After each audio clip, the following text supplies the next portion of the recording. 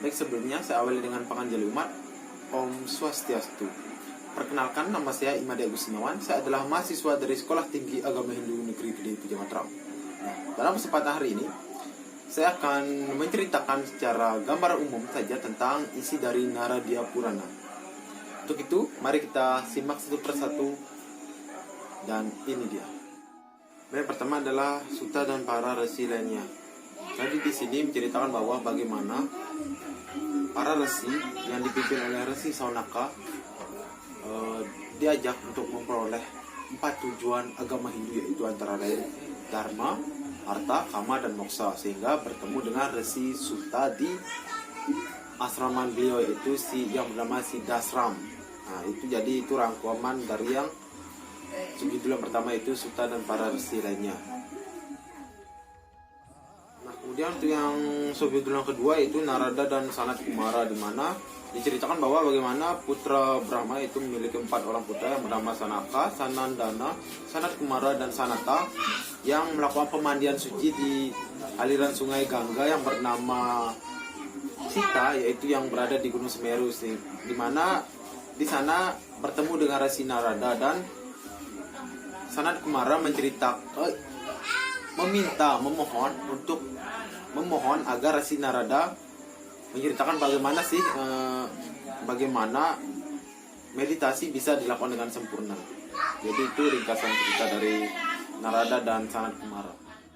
Nah, kemudian untuk subjudul yang ketiga itu geografis, di mana diceritakan bahwa bagaimana ketuhanan yang pertama itu ada di mana-mana, di mana Wisnu membelah diri menjadi 3, yaitu yang kanan Brahma, bagian tengah Siwa, dan bagian kiri beliau menunjukkan aspeknya beliau sebagai pemelihara, yaitu Wisnu sendiri, di mana juga dapat 14 alam, yaitu 7 mewakili alam atas dan 7 lainnya mewakili alam bawah.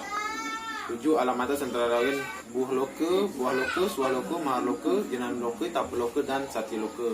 Alam bawah antara lain Atala, Pitala, Sutala, Tala, Mahatala, Rasatala, dan Patala. Kemudian masing 14 alam ini memiliki penghuni masing-masing. Kemudian Boloka, yaitu bumi, dibagi menjadi 7 wilayah atau dwipa, antara lain Jambudwita, Dwipa, Plaksa Dwipa, Salmali Dwipa, Tusa Dwipa, Ronca Dwipa, Sakar Dwipa, dan Pustara Dwipa, di mana Bata Farsa terdapat di Jambu Dwipa, di mana merupakan karma bumi atau banyak yang bisa lakukan, sehingga sangat cocok untuk berbuat baik. Tidak memanfaatkan itu berarti sama dengan seorang bodoh yang menumpahkan amarta untuk sebuah peracunnya. Jadi diceritakan seperti itu. Keempat itu judul Markandu, di mana bahwa bakti dan keyakinan adalah ibarat seorang ibu. Inilah yang dikatakan oleh Wisnu dan para resi. Itulah yang dikatakan oleh Wisnu kepada Resi Markandeya, sehingga saat di situ Sanat Kumara memotong cerita dari Naradiya, siapakah itu Markandeya dan apa yang disabdakan Wisnu padanya, sehingga diceritakan bahwa Markandeya adalah anak dari Markandu, yang dimana Markandu mempunyai tapa prata yang amat luar biasa, yang membuat para dewa tercengang dan takut akan tapa prata Markandu, sehingga Wisnu menampakkan dirinya kepada Markandu dan memberikan sabda bahwa ia akan lahir sebagai anaknya Markandu, yaitu Markandeya. Yang kelima itu dengan judul Markandeya, di mana Markandu memiliki seorang anak yang bernama Markandeya, yang merupakan reinkarnasi Wisnu. Ia menjadi amat mahir dalam segala pengetahuan dan kitab suci, sehingga Wisnu berkenan untuk memberinya kesempatan pada Markandeya untuk menyusun Purana, sehingga Purana yang disusun diberi nama Markandeya. Dan ringkasan cerita dari subjudul yang ke-6 yaitu Gangga, di mana 4 suci Tirta yang paling suci adalah pertemuan Sungai Gangga dan Sungai Yamuna. Dikatakan juga bahwa Sungai Gangga mengalir dari kaki Dewa Wisnu, diceritakan dalam Brahma Vaivarta Purana, dan Sungai Yamuna adalah putri dari Surya Samnya. Sepanjang Gangga terdapat sebuah tirta yang sangat terkenal bernama Prayaga. Nah, ada 3 benda yang dianggap suci oleh Wisnu, yaitu air Sungai Gangga, daun tulasi, dan debu kaki para pemuja Wisnu. Subjudul yang ke-7 yaitu berjudul dengan Pahu, di mana dalam dinasti Surya Wamsa ada seorang raja bernama Perka. Perka memiliki seorang anak yang bernama Pahu, yang kemudian diangkat menjadi raja setelah kematian ayahnya, di mana diceritakan sini Pahu adalah raja yang baik, bijaksana, namun ia terjebak dalam tindakan adharma sehingga dalam perang ia kalah oleh raja Haihaya dan juga Talanjanga yang berlangsung kurang lebih pertempurannya itu sekitar 1 bulan, sehingga ia pergi ke hutan dan ingin mendapat perlindungan dari Resi dan menuju Resi Orwa dan menuju Resi Orwa untuk mendapat perlindungan. Di sana ia dikisahkan meninggal dan istrinya ingin mengikuti beliau tapi ditahan oleh Resi Orwa. Judul yang ke-8 itu Sagara, di mana diceritakan istri Pahu yaitu Yadawi melahirkan seorang anak yang diberi nama Sagara karena keluar bersama racun. Kemudian ia menjadi raja yang sangat besar, di mana Resi Orwa mengajarkan berbagai pengetahuan kitab suci dan seni perang kepadanya. Kemudian ia mempunyai ia mempunyai 2 orang istri, yaitu Kusini dan Sumati, di mana Kusini mempunyai 1 orang anak dan Sumati memiliki 60.000 anak, di mana keduanya bersaudara itu memiliki sifat yang jahat. Namun anak dari Kusini yang bernama Asa Manjasana memiliki seorang putra yang sama sekali tidak seperti ayah atau paman-pamannya, ia sangat baik, yang bernama Amsumana. Di situ dikisahkan juga bagaimana anak-anak dari Sagara dihukum oleh Resi Kapila, sehingga mereka semua harus terbunuh dan menjadi debu di alam bawah tanah, di mana jika ia ingin masuk surga, cucunya bernama Bagirata harus mengantarkan air sungai Gangga ke abinya tersebut. Judul yang ke-9 yaitu Sodasa, di mana dikisahkan seorang raja yang amat adil dan bijaksana suatu hari mengadakan pemburuan ke hutan, dan di sana ia tidak sengaja menembak raksasa yang dalam wujud harimau yang berjumlah 2 orang, sehingga teman raksasa itu ingin membalas dendam pada Sodasa, di mana pada saat suatu hari Sodasa ingin melakukan yadnya kurban, raksasa menyamar sebagai Resi Wasista dan meminta Sodasa memasakkan masakan kepadanya, dan raksasa berubah menjadi juru masak yang memasakkan daging manusia kepada Resi Wasista. Hal itu membuat Resi Wasista marah kepada Sodasa dan mengutuk ia menjadi seorang raksasa, di mana Sodasa sendiri dikisahkan perjalanan ke hutan bertemu dengan raksasa lain, dan di sana ia diberkati oleh seorang resi, ya, di mana mereka dipercikan oleh air sungai Gangga dengan daun tulasi, dan Sodasa berubah menjadi normal kembali dan memerintah kerajaannya kembali. Yang ke-10 diceritakan bahwa bagaimana Kasyapa menikahi dengan 2 orang putri Daksa, yaitu Diti dan Aditi, di mana para dewa Aditya adalah putra dari Aditi, dan para asura Datya adalah putri dari Diti. Para asura memiliki seorang raja yang amat sakti yang bernama Pali.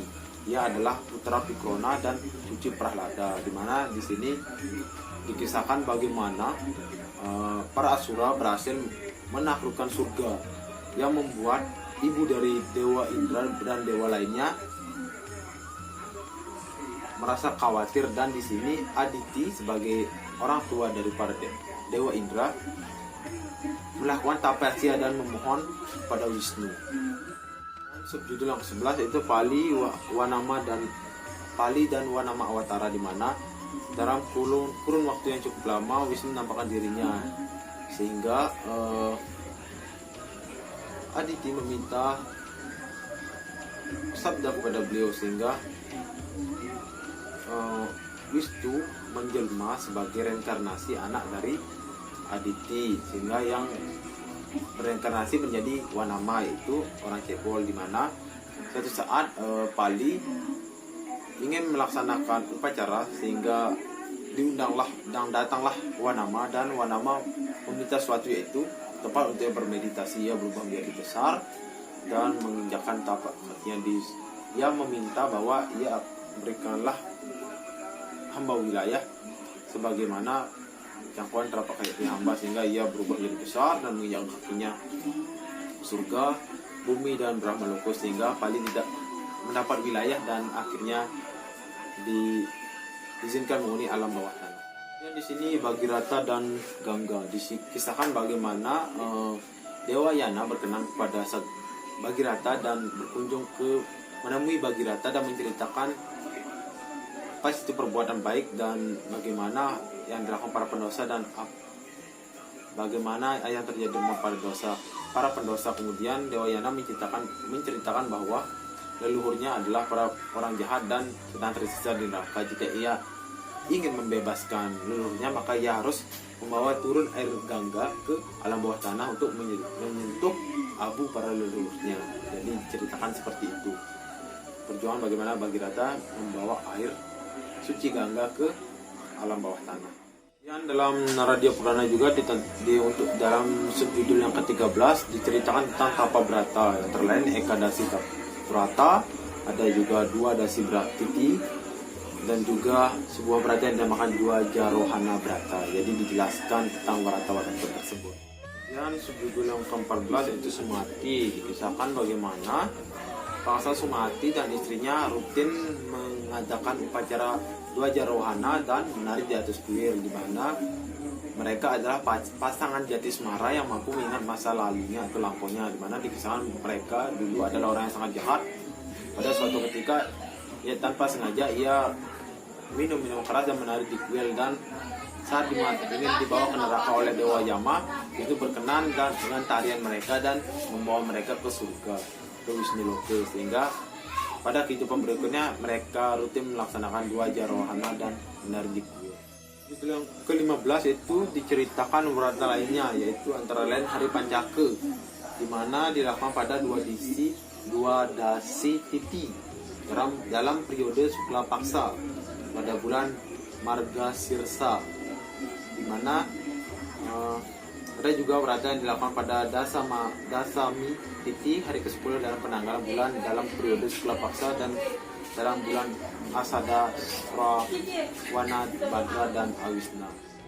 Subjudul yang ke-16 berjudul Badrasila, di mana dikisahkan seorang resi bernama Galawa milik putra bernama Badrasila, di mana putra tersebut rutin memuja Wisnu dan membuat kuil, di mana anaknya Badrasila merupakan Jatismara, dan dia menceritakan kisah masa lalunya, di mana dulu ia adalah seorang raja yang memiliki posisi jahat dan baik yang seimbang, tapi akhirnya beliau jatuh kepada tindakan dharma, dan tetapi beliau tidak sengaja melakukan puasa Ekadasi, sehingga saat dibawa neraka beliau diselamatkan oleh puasa tersebut dan menjadi Jatismara pada kehidupan selanjutnya, seperti itu.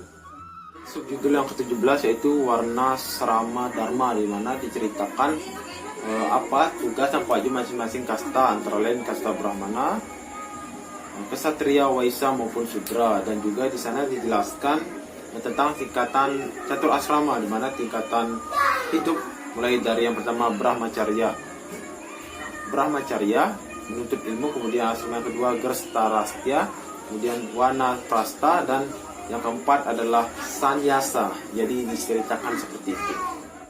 Judul yang ke-18 yaitu Titi, di mana setiap ritual agama yang menyatakan puasa harus dilakukan pada hari-hari di bawah ini, yaitu Dwitya, Dasasti, Astami, Ekadasi, Chaturdasi, Amavasya, Purnima.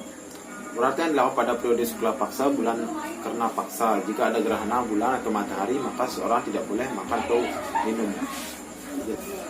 Kemudian subjudul yang ke-19 yaitu Prayasita, di mana para resi bertanya kepada Resi Sutta, bagaimana sih dengan apa yang terjadi jika seorang melakukan dosa, bagaimana cara penembusannya. Jadi di sini ceritakan bagaimana cara penebusan dosa tergantung tingkatan dosa yang dilakukan, sehingga di sini dikupas bagaimana seorang akan harus menebus dosanya tersebut dengan melakukan berbagai brata-brata.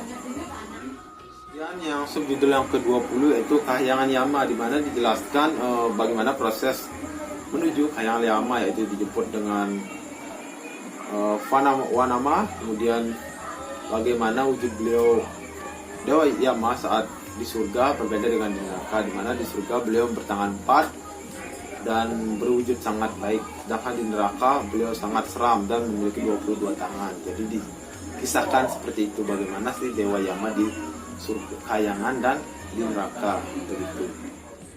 Subjudul yang ke-21 yaitu kebahagiaan sejati, di mana bagaimana cara seorang mencapai moksa, di mana bagaimana langkah dari awal sikap asana, terus nyama, pratihara, dan sampai akhirnya menuju smeti. Jadi dijelaskan seperti itu dalam subjudul yang ini. Bagaimana jelaskan cara seorang bisa mencapai posisi smeti yang sempurna. Dan subjudul yang ke-22 yaitu Depamali, di mana dikisahkan seorang Brahmana yang taat memuja Wisnu, tapi karena kebutuhan hidupnya ia harus berdagang, dan itu merupakan langgaran dari Brahmana, sehingga saat itu ia mempunyai banyak uang, tapi ia mulai sadar dan sehingga menyumbangkan hartanya dan kembali bertapasya menuju hutan seperti itu. Kemudian subjudul yang ke-23 yaitu Yadnya Mali dan Sumali, di mana Yadnya Mali adalah seorang kakak yang sangat baik, sedangkan Sumali adalah yang jahat, di mana Yadnya Mali dikisahkan mati bersamaan bersama Sumali, sehingga saat kakaknya Yadnya Mali menuju surga, ia melihat adiknya, sehingga dikisahkan dulu Yadnya Mali adalah orang yang sangat taat,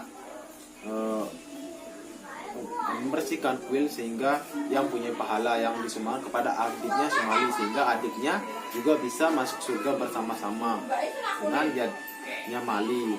Nah, hal ini membuat Yadnya Mali tidak terlahir kembali, namun Sumali lahir kembali setelah menikmati pahalanya di surga. Jadi kemudian yaitu subjudul yang ke-24 yaitu judul Kanika, di mana dikisahkan seorang pemburu yang sangat jahat yang sering mencuri, merampok dan membunuh seorang Brahmana.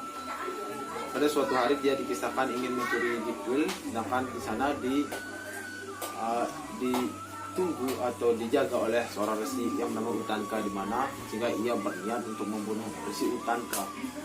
Tapi resi Utanka berhasil menyadarkan si Kanika, dan Kanika menyesali perbuatannya. Seketika itu Kanika meninggal, dan resi Utanka memercikan pada mayat Kanika air suci, diperoleh Pinama dan masuk surga. Jadi dikisahkan seperti itu. Kemudian subjudul yang ke-25 yaitu berjudul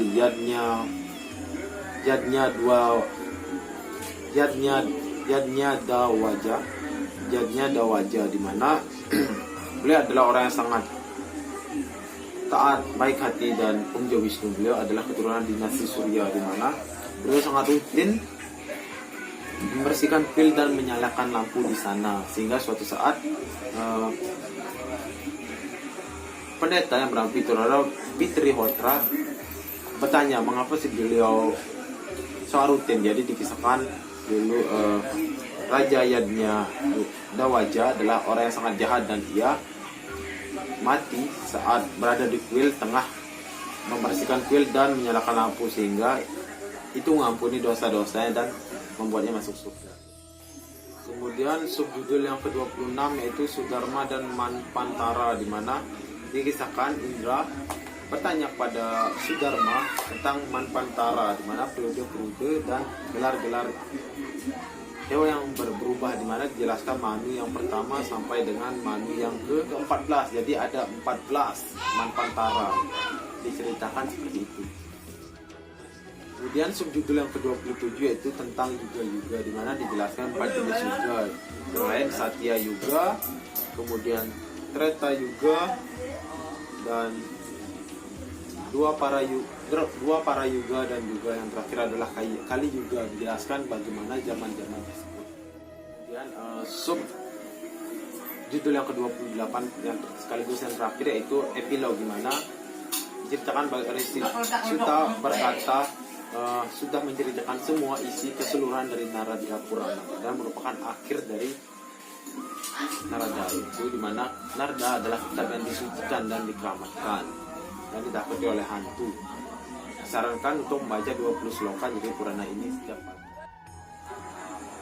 Nah, jadi itu dia penjelasan singkat atau hanya kulitnya saja gambaran umum dari masing-masing isi dari Narada Purana itu berdasarkan subjudulnya. Dikarenakan untuk menjelaskan masing-masing subjudul dibutuhkan waktu yang cukup lama sehingga tidak bisa dijadikan untuk satu video saja. Untuk kedepannya mungkin saya akan ceritakan mengenai satu persatu isi dari subjudul dari Naradiya Purana sehingga waktu yang dibutuhkan bisa cukup untuk dijelaskan kisah tersebut, bagaimana kita memetik ajaran Dharma dan menyimpulkan apa yang bisa bermanfaat untuk hidup kita. Jadi sekian untuk video hari ini. Saya akhiri dengan Paramasanti. Om Santi Santi Santi.